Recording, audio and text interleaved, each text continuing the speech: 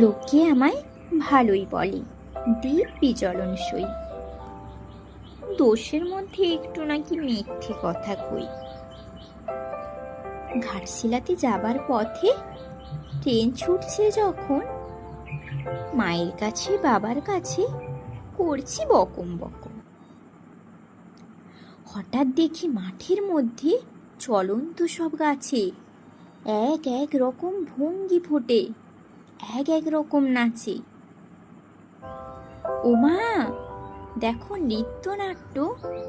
যেই বলেছি আমি, মা বকে দেয়, বড্ড তোমার বেড়েছে ফাজলামি।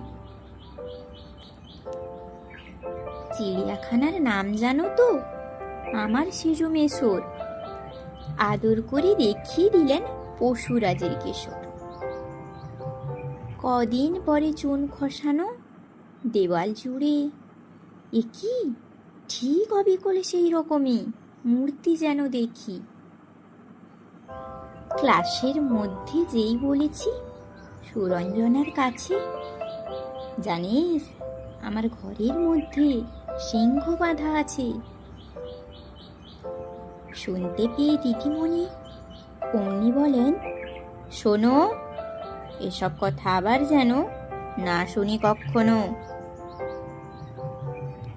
বলি না তাই সেসব কথা, সামলে থাকি খুব।